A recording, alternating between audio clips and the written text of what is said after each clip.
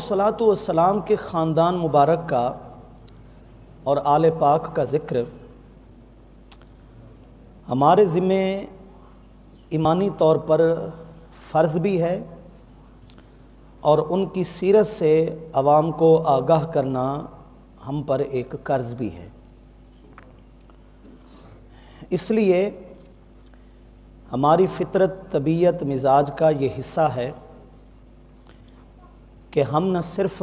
اپنے استاذ سے محبت کرتے ہیں بلکہ استاذ کے اہل خانہ سے بھی محبت کرتے ہیں،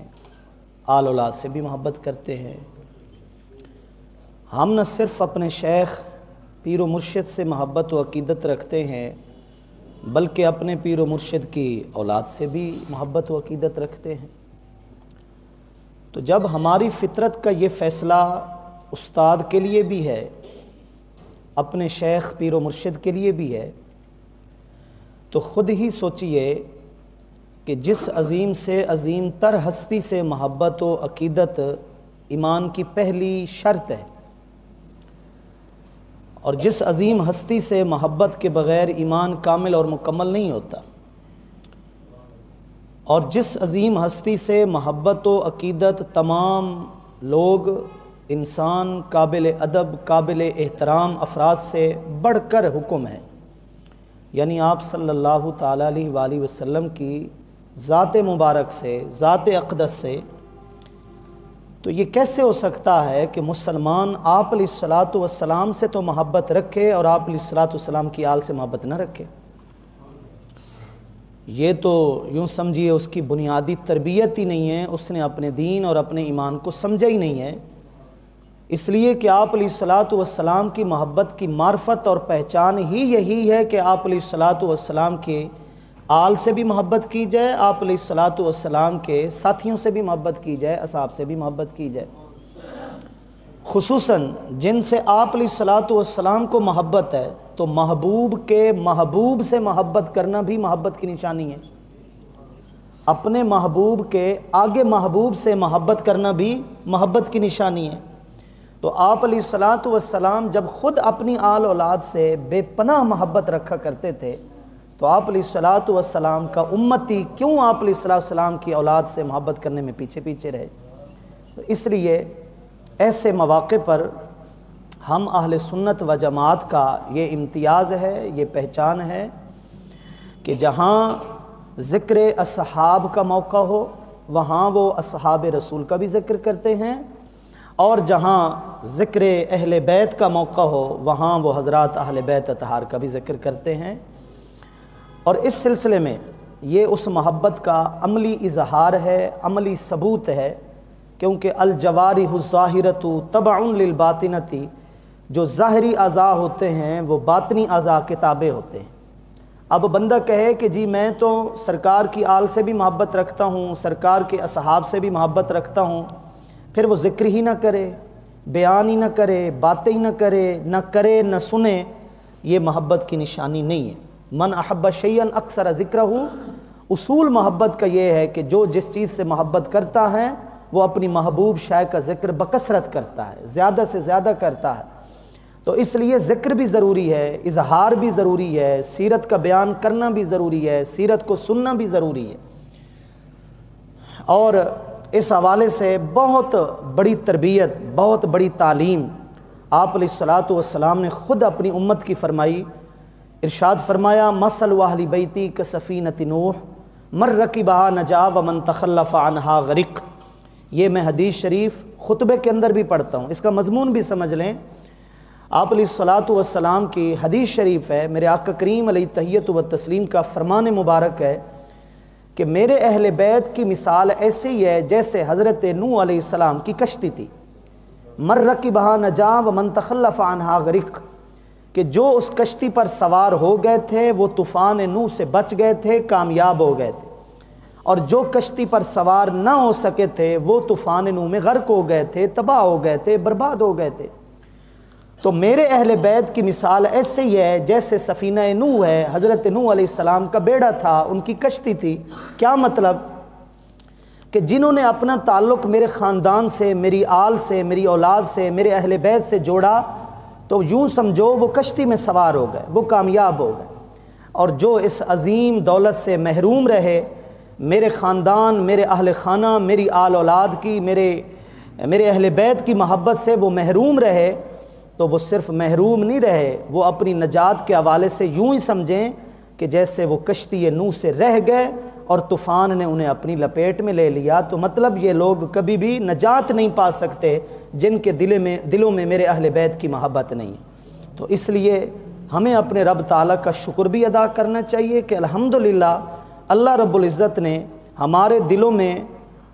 ہر اس ہستی کی محبت رکھی ہے جس سے اللہ خود بھی محبت کرتا ہے اور اس کا محبوب بھی محبت کرتا ہے،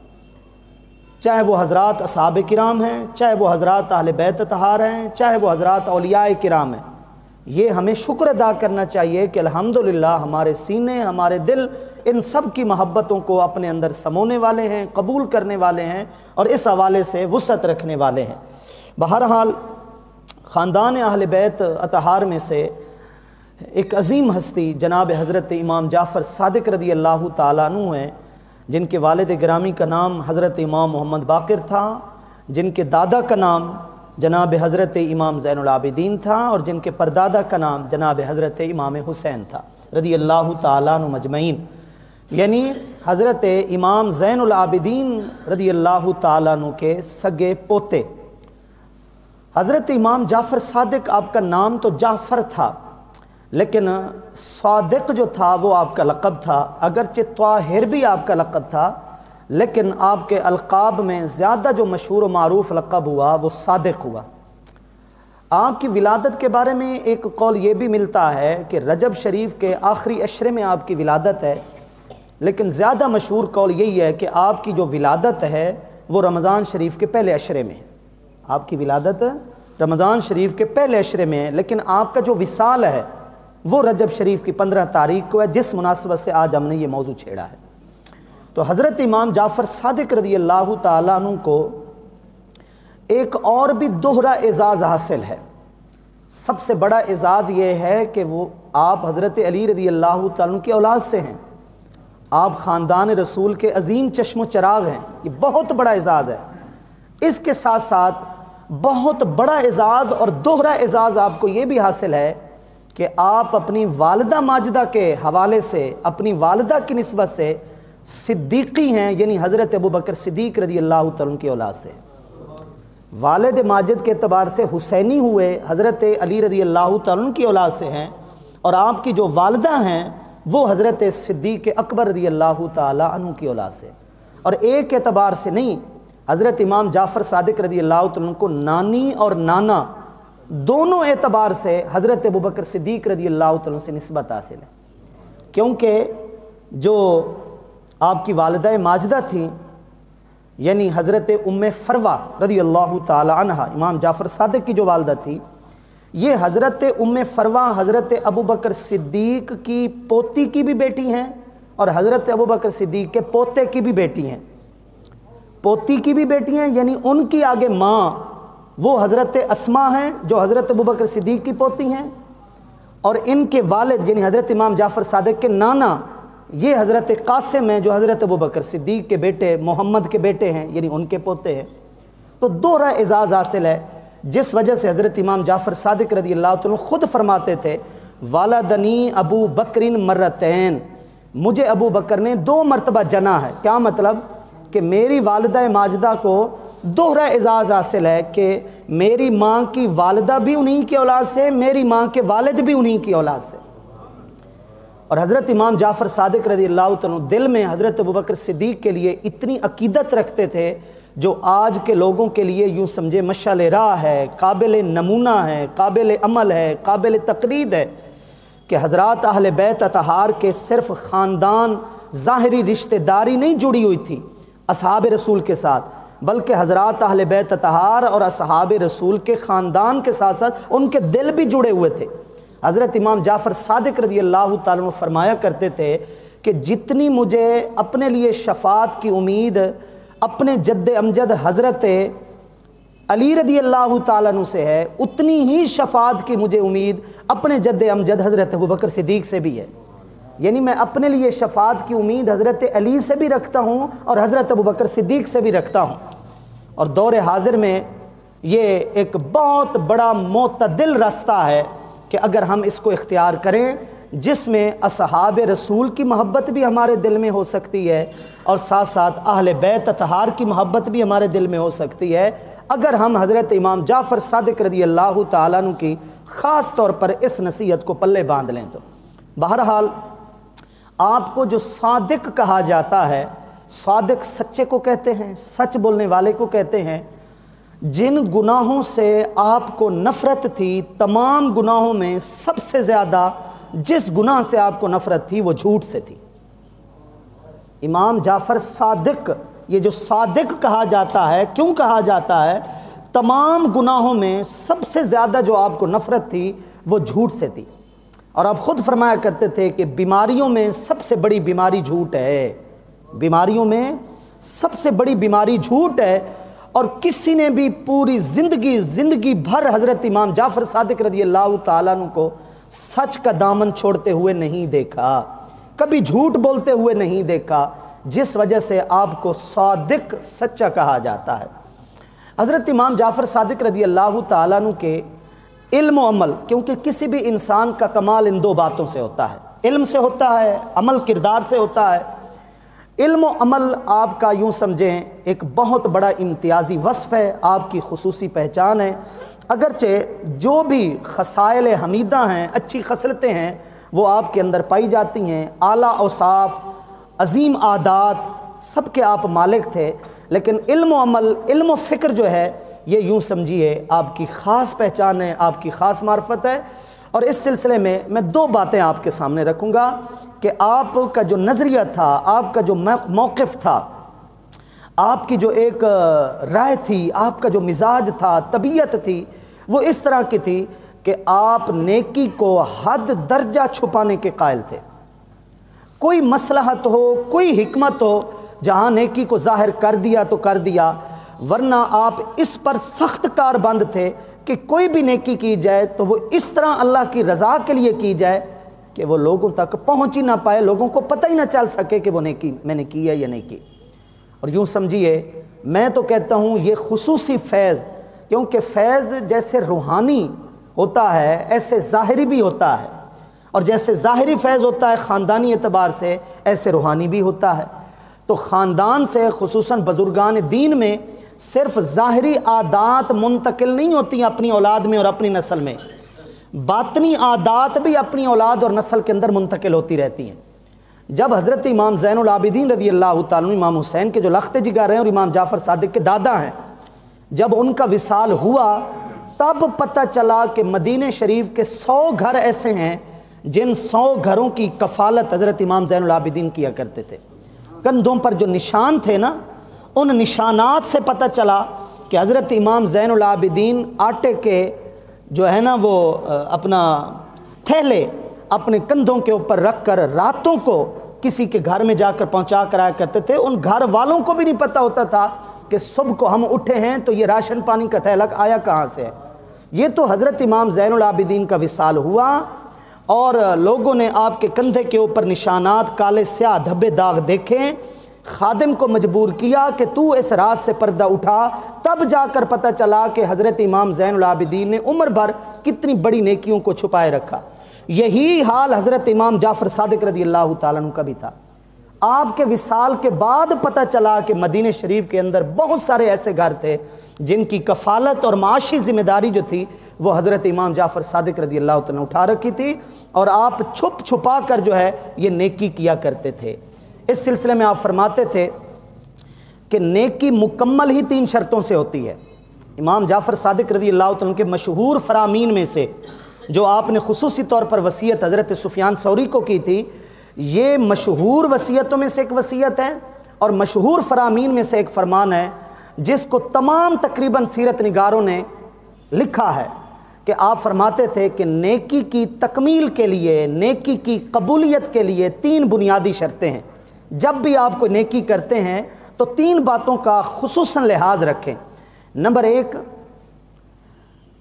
وہ نیکی جتنا جلد ہو سکے کی جائے، وہ نیکی جتنا جلد ہو سکے کی جائے، اس نیکی کے اندر تاخیر نہ کی جائے کہ چلو یہ کام نمٹا لوں اس کے بعد یہ کرتا ہوں، ہو سکتا ہے شیطان وسوسہ ایسا ڈالے کہ اس نیکی کرنے سے آپ محروم رہ جائیں۔ تو آپ فرماتے تھے پہلی شرط یہ ہے کہ نیکی کو جتنا جلد ہو سکے نبھا دیا جائے اور کر دیا جائے۔ دوسری شرط یہ ہے کہ بظاہر وہ نیکی جتنی بھی بڑی ہو اس کو کم سے کم سمجھا جائے، اس کو کم سے کم سمجھا جائے، تاکہ اس لالچ میں انسان اور نیکیاں کرے کہ یار یہ تو میں نے بالکل چھوٹی سی نیکی کی ہے، چلو کوئی اور کر لیتا ہوں۔ تو فرماتے تھے دوسری شرط نیکی کی تکمیل یا نیکی کی قبولیت کے لیے یہ ہے کہ نیکی کو چھوٹے سے چھوٹا سمجھا جائے۔ اور پھر فرماتے تھے آخری تیسری شرط یہ ہے کہ اس نیکی کو چھپایا جائے، اس نیکی کو چھپایا جائے۔ وہ کام جو آپ اللہ کی رضا کے لیے کر رہے ہیں جتنا ہو سکے اس کو آپ چھپائیں۔ یہ حضرت امام جعفر صادق رضی اللہ تعالیٰ عنہ کی نصیحتوں میں سے بہت بڑی نصیحت ہے، اور اس حوالے سے ہماری یہ تربیت ہونی چاہیے کہ فرض اور نفل میں واضح طور پر فرق ہو۔ فرض تو ہمیں لوگوں کے سامنے ظاہر کرنا ہے تاکہ اس کو فروغ ملے۔ اب بندہ کہے جناب میں مسجد میں اس لیے نہیں جاتا کہ لوگ تو مجھے بڑا عبادت گزار اور پرہیزگار سمجھیں گے کہ یار یہ بڑا نمازی ہے، 5 وقت نماز مسجد میں آ کر پڑھتا ہے، اس لیے میں گھر میں پڑھ لیتا ہوں، میں مسجد میں جاتا ہی نہیں ہوں۔ یہ تو شیطان کا بہت بڑا حملہ ہے، یہ تو نفس امارہ کا بہت بڑا حملہ ہے۔ اگر یہ بات اچھی ہوتی اور ہر کوئی عمل کرتا تو مسجدیں اللہ کی کس لیے بنی ہوئی، ان کو اللہ کا گھر کیوں کہا جاتا ہے؟ فرض ادھر ادا کرنے ہیں،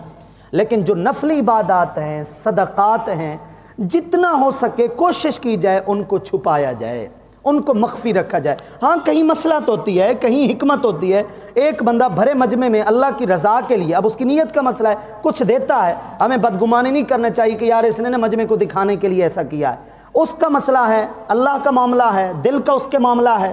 بلکہ کبھی حکمت اور مصلحت ایسے بھی ہوتی ہے کہ ایک بندہ دیتا ہے، اس کو دیکھ کر دوسرا دیتا ہے، دوسرے کو دیکھ کر تیسرا دیتا ہے، اور سب کا مقصود اللہ کی رضا ہے۔ یہ برا نہیں ہے، لیکن عام معاملات میں کوشش یہ ہونی چاہیے کہ ہماری نیکیوں کا گواہ ہمارا رب ہو، رب کی ذات ہو۔ جتنا ہو سکے ہم صدقات جو ہے، نیکیاں، نفلی جو امور ہے ان کو چھپائیں۔ یہ خاص طور پر نصیحت ہے، وصیت ہے، تربیت ہے خاندان رسول صلی اللہ تعالی علیہ وسلم کی ہے۔ آپ تقریباً یہ بات سب کے اندر مشترک دیکھیں گے کہ انہوں نے نیکیاں بھی کی اور ساتھ ساتھ بھرپور کوشش کی کہ نیکیاں انہوں نے دکھا کرنے کی۔ میں اس کے لیے نا حضرت امام جعفر صادق رضی اللہ تعالیٰ کی سیرت میں سے ایک اور عملی مثال آپ کے سامنے رکھتا ہوں۔ حضرت سفیان ثوری رحمۃ اللہ تعالی فرماتے ہیں میں نے ایک مرتبہ حضرت کو دیکھا کہ آپ نے انتہائی قیمتی جبہ پہنا ہوا ہے، بہت خوبصورت چادر آپ نے زیب تن کی ہوئی ہے، اوڑھی ہوئی ہے۔ تو میں بڑی عجیب تعجب بھری نگاہوں سے جو ہے نا آپ کو دیکھتا رہا کہ آج تو انتہائی مہنگا اور عمدہ لباس حضرت نے پہن رکھا ہے۔ حضرت امام جعفر صادق رضی اللہ تعالیٰ پہچان گئے کہ یہ حیرت کا اظہار کیوں کر رہا ہے، تو فرمایا سوری اس لیے حیران ہو کہ آج تم میرے جسم کے اوپر بہت بڑا قیمتی لباس دیکھ رہے ہو۔ عرض کرتے ہیں حضور حیرت تو اس لیے ہے کہ بہت بڑا آج قیمتی لباس میں دیکھ رہا ہوں، آپ نے ماشاءاللہ پہن رکھا ہے۔ حضرت امام جعفر صادق رضی اللہ عنہ نے فرمایا کان ذالک زمانا مغفرا مقترا، سوری وہ زمانے چلے گئے جو زمانے مفلسی والے تھے، غربت والے تھے، جو زمانے سادگی والے تھے۔ کانوا یعملون علی قدر اقفارہ و اقتارہ، اس وقت لوگ اپنی معاشی حیثیت کے مطابق ہی کام کیا کرتے تھے، سادگی کو، غربت کو سامنے رکھ کر ہی کام کیا کرتے تھے۔ فرماتے ہیں سوری آج زمانہ وہ زمانہ ہے جس میں لوگ عزت بھی دیکھ کر کرتے ہیں، جس میں عزت لوگ دیکھ کر کرتے ہیں، اس لیے یہ میں نے عمدہ لباس پہن رکھا ہے۔ پھر فرماتے ہیں ذرا قریب آؤ۔ حضرت امام جعفر صادق نے حضرت سفیان ثوری کو اپنے قریب کیا اور قریب کر کے ایسے ہی کھلی آستین تھی، اس کو پیچھے سے ہٹایا۔ جب کھلی آستین کو پیچھے سے ہٹایا تو نیچے سے وہ اون والا، بزرگی والا، صوفیاء والا، تصوف والا، درویشوں والا، فقیروں والا ایک اون والا لباس آپ نے اپنے بدن کے اوپر پہن رکھا تھا۔ فرمایا اس کو غور سے دیکھو اندر کون سا لباس ہے۔ حضرت سفیان ثوری رحمۃ اللہ تعالی نے دیکھا کہ اندر تو آپ نے صوفیانہ اور سادہ لباس پہن رکھا ہے، اور اوپر جو لباس ہے وہ تو بہت بڑا قیمتی لباس پہن رکھا ہے۔ تو حضرت امام جعفر صادق فرمانے لگے کہ یہ جو اندر والا لباس ہے لبسنا للہ، یہ ہم نے اپنے رب کے لیے پہن رکھا ہے۔ اور ہاذا لکم، یہ جو اوپر تمہیں عمدہ لباس نظر آ رہا ہے یہ ہم نے تمہارے لیے پہن رکھا ہے۔ وما لبسنا للہ، جو کچھ ہم نے اپنے رب کے لیے پہنا، اخفیناہ، ہم نے اسے چھپا رکھا ہے، اور جو ہم نے تمہارے لیے پہنا ابدیناہ، ہم نے اس کو ظاہر کر دیا ہے۔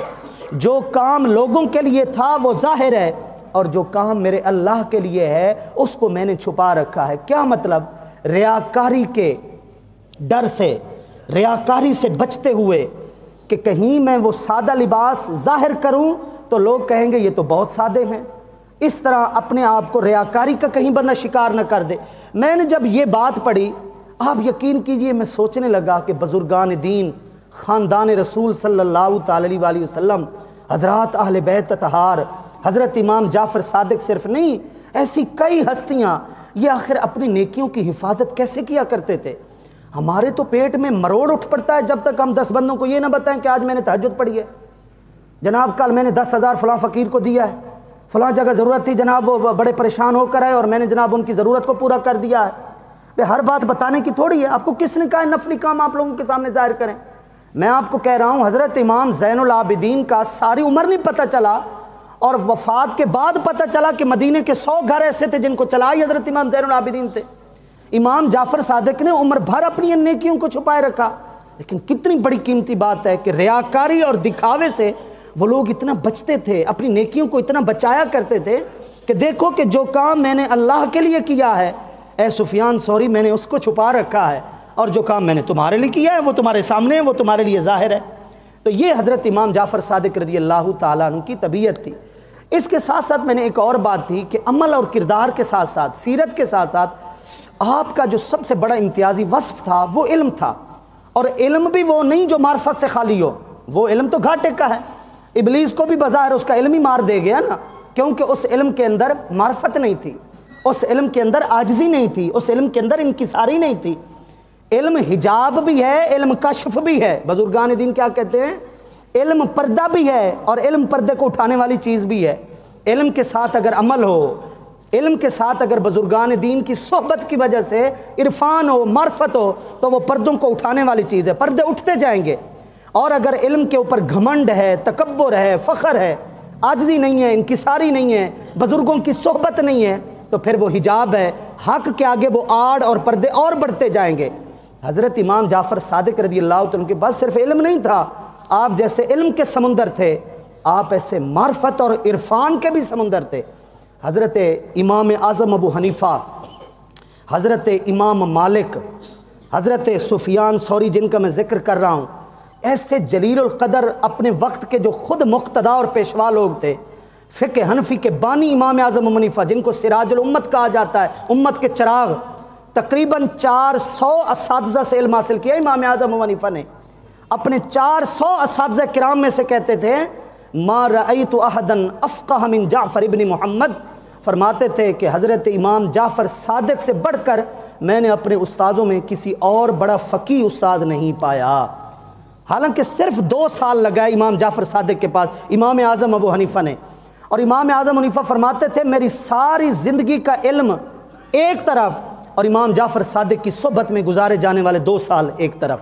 فرماتے تھے لولا السنتان لہلک النعمان، یہ بڑا مشہور قول ہے، کئی کتابوں کے اندر یہ بات ملتی ہے، لولا السنتان لہلک النعمان، وہ جو میرے 2 سال لگے تھے امام جعفر صادق کے پاس، اگر میری زندگی کے وہ 2 سال نہ ہوتے تو نعمان یعنی ابو حنیفہ اپنا نام بولا، نعمان ہلاک ہو چکا ہوتا، ختم ہو چکا ہوتا۔ اگر نعمان یعنی ابو حنیفہ کو کسی نے بچایا ہے تو امام جعفر صادق کی 2 سالہ صحبت نے بچایا ہے، ان کی استاذی نے بچایا ہے۔ حضرت امام جعفر صادق رضی اللہ عنہ اس پائے کے بڑے عالم تھے، اور میں ان کے ایک عرفان اور معرفت کے ایک مثال دوں۔ بزرگان دین کہتے ہیں اعرفکم لانفسکم اعرفکم لربکم، تم میں سے جو شخص اپنے من میں زیادہ جھاتی کرتا ہے نا، زیادہ غور کرتا ہے، اپنی معرفت جو زیادہ حاصل کرتا ہے، اسے اس کے رب کی بھی معرفت ویسے ہی زیادہ آتی ہے۔ من عرف نفسہ فقد عرف ربہ، جس نے خود کو پہچان لیا اس نے اپنے رب کو بھی پہچان لیا۔ یہ بزرگان دین کے اس قول کو ذرا دیکھیں، علم کا مطلب کوئی الفاظ رٹنا نہیں ہے،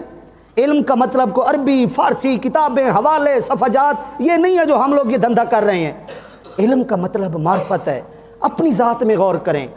اللہ کی اس کائنات میں غور کریں، اور نتیجہ پھر فضول نہ ہو، نتیجہ صرف غور ہی نہ ہو، نتیجہ قرب الہی ہو۔ اجل العلوم ما قربک من خالقک، علماء نے لکھا ہے سب سے بڑا بزرگ علم وہ ہے جس کو پڑھنے کے بعد تو اپنے رب کے قریب ہو جائے۔ حضرت امام جعفر صادق رضی اللہ تعالیٰ نے اپنے عظیم شاگرد حضرت امام اعظم ابو حنیفہ کو ایک دن فرمایا، تاریخ ابن خلکان کے اندر یہ بات موجود ہے جو میں آپ کو بتا رہا ہوں۔ فرمانے لگے، ابو حنیفہ تیرے علم کا بھی بڑا چرچا ہے، ذرا یہ بات بتا کہ آنکھوں کا جو پانی ہوتا ہے یہ نمکین کیوں ہوتا ہے، اور کان کی جو میل کچیل ہے، کان کا جو مادہ ہوتا ہے یہ کڑوا کیوں ہوتا ہے؟ آنکھوں کا پانی نمکین کیوں ہوتا ہے؟ یہ اکھیاں دا پانی سلونا ہوتا ہے۔ اللہ ساکو اپنی یاد چ رومن دی توفیق دے وے تو جس ٹائم ہنجواں ڈھاندیاں نا وقت پتہ لگتا ہے بے اے سلونا پانی ہے۔ آنکھوں کا پانی نمکین کیوں ہے اور کان کا مادہ میل کچیل یہ چیز کڑوی کیوں ہے؟ امام اعظم ابو حنیفہ ادباً خاموش رہے۔ یہی تو وہ بات ہی نہیں، امام اعظم فرماتے یہی 2 سال میرے قیمتی 2 سال تھے جو امام جعفر صادق کے پاس گزرے ہیں، انہی باتوں کی وجہ سے، اس عرفان اور معرفت کی وجہ سے۔ حضرت امام جعفر صادق نے فرمایا آنکھ کا ڈھیلا ہے چربی کا۔ کس کا؟ چربی کا۔ اللہ رب العزت نے آنکھ کا پانی نمکین ہی اس لیے رکھا تاکہ اس چربی کی حفاظت ہوتی رہے، کیونکہ نمک چربی کی حفاظت کرتا ہے۔ جو لوگ چمڑے کا کاروبار کرتے ہیں وہ راتوں کو نمک مل کر رکھتے ہیں جس کی وجہ سے کھال اور چمڑا خراب نہیں ہوتا، کیونکہ اس کے اوپر چربی ہوتی ہے۔ جب اس کے اوپر نمک کا لیپ کر دیا جاتا ہے تو چمڑا خراب نہیں ہوتا۔ تو امام جعفر صادق رضی اللہ تعالیٰ نے فرمایا آنکھ کا پانی نمکین اس لیے ہے تاکہ اللہ اس آنکھ کی حفاظت اس پانی سے ہی فرما دے۔ سبب بھی حفاظت کا اللہ نے آنکھ کے اندر رکھ دیا تاکہ میرے بندے کی آنکھ کی حفاظت خود بخود ہوتی رہے۔ آپ ڈاکٹروں سے جو آنکھوں کے ڈاکٹر ہیں ان سے معلومات کریں، پانی جتنا کم ہوتا جائے گا آنکھ کا، آنکھ کے لیے اتنا نقصان دہ ہوتا جائے گا، دید اور بینائی کے لیے اتنا نقصان دہ ثابت ہوگا۔ اور پھر فرمایا کہ کان کا میل جو ہے یا کان کا مادہ جو ہے یہ کڑوا اس لیے ہے، اس سے بو اس لیے آتی ہے تاکہ حشرات الارض میں سے، کیڑوں مکوڑوں میں سے کوئی بھی کیڑا مکوڑا اگر کبھی اندر چلا بھی جائے تو وہ اندر جا کر پردے کو نقصان نہ پہنچائے، اس سے پہلے ہی وہ مر جاتا ہے۔ یہ اللہ نے اس نازک پردے کی حفاظت کے لیے کان کے میل کو کڑوا رکھا ہے۔ امام جعفر صادق رضی اللہ تعالیٰ بول رہے ہیں خاندان رسول صلی اللہ تعالی علیہ وسلم کے عظیم چشم و چراغ کا علم دیکھیں، صرف علم نہ دیکھیں، اس معرفت کو دیکھیں۔ ایک اور زندہ مثال دیکھیں، کمال کی بات ہے۔ اس وقت بادشاہ تھا خلیفہ منصور اور بڑا ظالم جابر بادشاہ تھا۔ حضرت امام جعفر صادق رضی اللہ تعالیٰ دربار میں آئے، لیکن دربار میں آنے سے پہلے نا اس کو مکھی نے بڑا ذلیل کر رکھا تھا، مکھی نے بڑا تنگ کر رکھا تھا۔ جیسے ایک مکھی ہے، بیٹھتی ہے، ہم اڑاتے ہیں، اڑ جاتی ہے، پھر تنگ کرتی ہے، اڑاتے اڑاتے کافی سارا وقت گزر جاتا ہے۔ اب وہ تخت کے اوپر بادشاہ بیٹھا ہے اور ایک مکھی جو ہے وہ اس سے سنبھالی نہیں جا رہی۔ جیسے ہی حضرت امام جعفر صادق رضی اللہ عنہ دربار میں آئے نا تو بادشاہ منصور کہنے لگا کہ اے جعفر صادق تو بہت بڑا عالم ہے، تجھ سے لوگ علم کی باتیں پوچھتے ہیں، لما خلق اللہ الذباب، یہ بتا کہ اللہ نے اس مکھی کو کیوں پیدا کیا ہے؟ یہ نہ ہوتی تو کیا کو کائنات کے اندر کو فرق آ رہا تھا، کائنات ادھوری تھی، اس نے جو ذلیل کر رکھا ہے یہ بتا کہ اللہ نے اس مکھی کو پیدا کیوں کیا ہے؟ امام جعفر صادق رضی اللہ عنہ نے فوراً جواب دیا لیذل بہ الجبابرہ۔ امام جعفر صادق رضی اللہ عنہ نے جواب دیا کہ اے منصور، اللہ نے مکھی کو اس لیے پیدا کیا ہے تاکہ بڑے بڑے جو جابر بادشاہ ہیں نا وہ اس کے آگے ذلیل ہو جائیں، ان کو اپنی اوقات کا مکھی کے آگے بھی پتہ چل جائے کہ وہ کس بات پر گھمنڈ رکھتے ہیں جب ان سے ایک چھوٹی سی مکھی بھی سنبھالی نہیں جاتی۔ مکھی کی کیا حیثیت ہے، لیکن جب وہ مکھی کے آگے بھی زیرو ہیں تو پھر کس چیز کا فخر اور تکبر کرتے ہیں۔ امام جعفر صادق رضی اللہ تعالیٰ کو اللہ رب العزت نے ایسا علم اور معرفت سے نوازا تھا، لیکن اس کے ساتھ ساتھ ظاہر ہے فضائل و مناقب ہر مسلمان کے دل میں جیسے اللہ کی محبت ہے، اس کے محبوب کریم صلی اللہ تعالی علیہ وسلم کی محبت ہے، آپ علیہ الصلوۃ والسلام کے اصحاب کی محبت ہے، آپ علیہ الصلوۃ والسلام کی آل اولاد کی محبت ہے، ہر مسلمان کے دل میں ہے۔ یہ اللہ کا خصوصی کرم ہے جس مسلمان کے دل میں یہ دولت موجود ہے۔ لیکن بات یہ ہے، جو سوچنے کی بات ہے، سمجھنے کی بات ہے، وہ یہ ہے کہ کیا ہم صرف اور صرف ان حضرات کی سیرت کو پڑھ کر سن کر خوش ہونے والے ہیں یا ان کی زندگی سے کچھ حاصل کرنے والے بھی ہیں؟ آخر ان کو یہ اللہ نے کیوں ان نعمتوں سے نوازا، ان کا اللہ کی بارگاہ میں یہ مقام کیوں تھا؟ ایک بات میں آپ کے سامنے رکھنا چاہتا ہوں۔ آج باپ اور بیٹے کے درمیان خلا اتنا ہے، فاصلہ اتنا ہے کہ بیٹا اپنے باپ کو دل کی بات نہیں بتانا چاہتا، اور باپ بھی دین سے اتنا دور ہے کہ اپنے جھگڑے بھی سمجھائے گا، اپنے شریک بھی بتائے گا کہ میرا جنازہ کس کس کو تم کو نہیں پڑھنے دینا، کس کس کو جناب تم نے فاتحہ جس کی نہیں قبول کرنی، تعزیت جس کی تم نے قبول نہیں کرنی، کس بندے نے تیرے گھر میں میرے بعد نہیں آنا۔ یہ سارے خاندانی جھگڑوں سے ہم اپنی اولاد کو بڑے خصوصی اہتمام سے آگاہ کرتے ہیں، لیکن جن ہستیوں کا ذکر سن رہے ہیں، آپ علیہ السلام کی آل اولاد کا بیان سن رہے ہیں، ہم ذرا یہ سوچیں کہ وہ اپنی اولاد کو پاس بٹھا کر کیا وصیت کرتے تھے، کیا نصیحت کرتے تھے، کیا سمجھایا کرتے تھے۔ آج ماشاءاللہ سرپرست حضرات کی یہاں اکثریت ہے، والد کئی ہیں جو یہاں موجود ہیں، اس بات کو بھی سنیں کہ امام جعفر صادق نے اپنے لخت جگر امام موسیٰ کاظم کو بٹھا کر کیا وصیت کی کہ میرے بیٹے ساری عمر تم نے میری اس نصیحت کو پلے باندھنا ہے، اور پھر انہوں نے ان نصیحتوں پر عمل بھی کیا، وصیتوں پر عمل بھی کیا۔ میں چاہتا ہوں کہ یہ ذوق بھری وصیت اور نصیحت جو بہت سارے حضرات نے اپنی کتابوں میں لکھی ہے، علامہ ابن جوزی رحمۃ اللہ تعالی نے صفت الصفوہ کے اندر لکھی ہے، دیگر حضرات نے بھی لکھی ہے، لیکن اس وقت میں حلیۃ الاولیاء حافظ ابو نعیم اصفہانی کی بڑی مشہور عربی کی کئی جلدوں کے اوپر کتاب ہے، وہ لیے بیٹھا ہوں، ذرا سنیے، ترجمے پر بھی نگاہ رکھیے گا۔ امام جعفر صادق رضی اللہ تعالیٰ نے اپنے بیٹے امام موسیٰ کاظم کو بلایا، اور امام موسیٰ کاظم کے آگے بیٹے امام علی رضا رحمۃ اللہ تعالی علیہ، امام علی رضا فرماتے ہیں فما ترکا حاذی الوصیۃ الی ان توفی،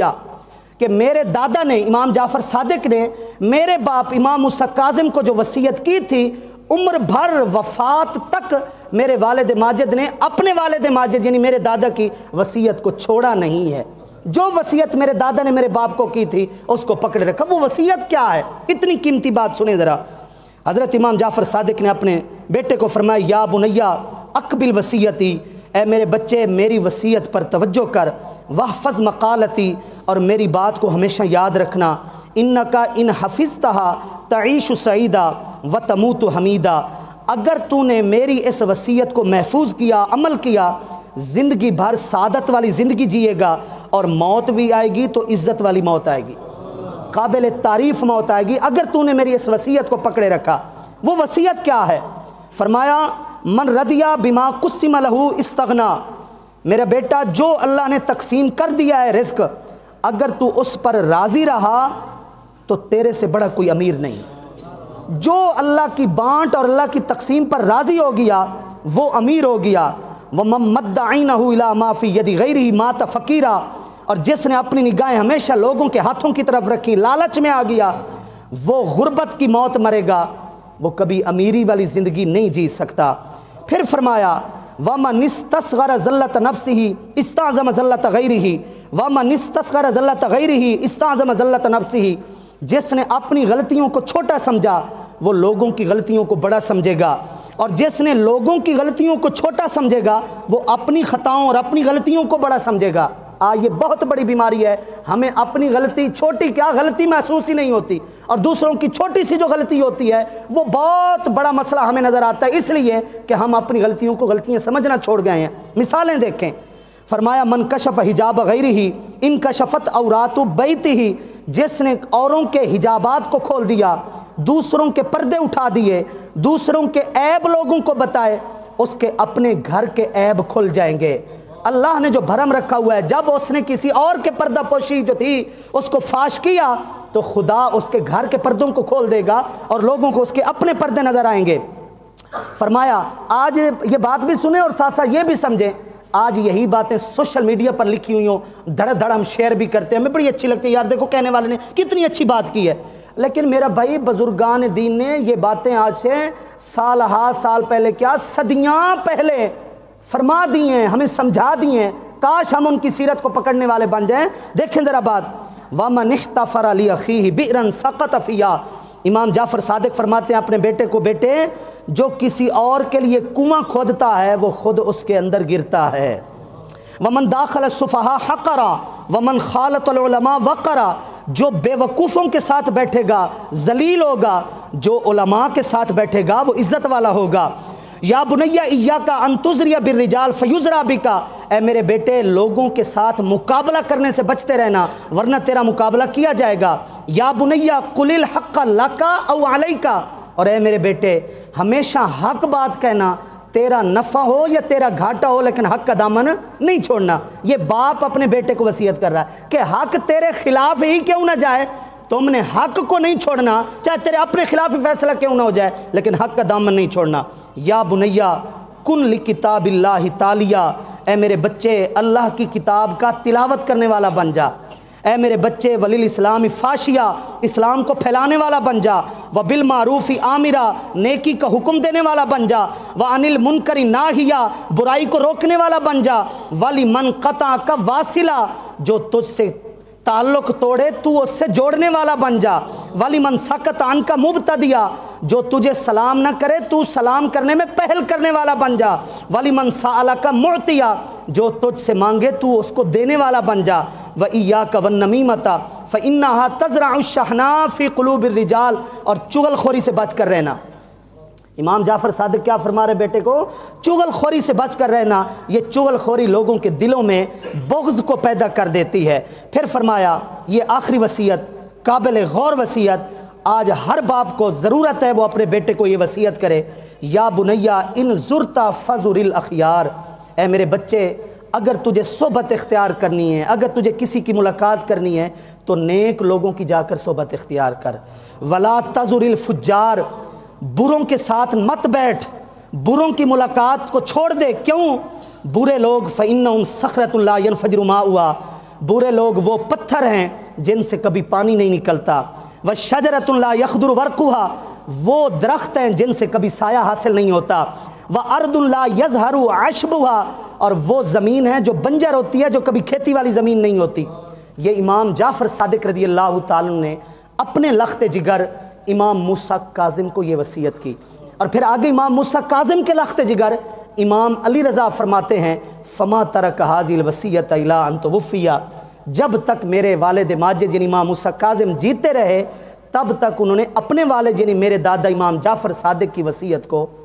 لازماً اپنی آنکھوں کے سامنے رکھ کر جیتے رہے اور اس پر عمل کرتے رہے۔ اللہ رب العزت ہمیں بزرگان دین کی سیرت پر عمل کی توفیق عطا فرمائے، خصوصاً حضرات اہل بیت اطہار کی ان نصیحتوں اور ان وصیتوں پر عمل پیرا ہونے کی توفیق بخشے۔ حضرت امام جعفر صادق کی ایک بات اگر میں نہ بتاؤں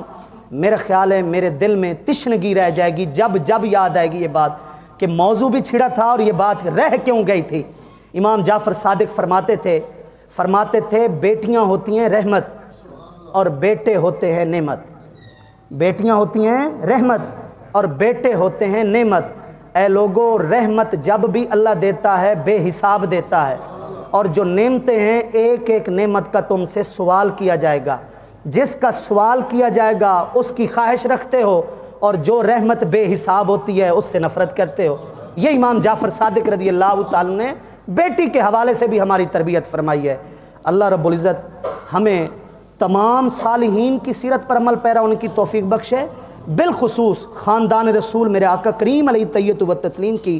آل اولاد کے نقش قدم پر چلنے کی توفیق بخشے۔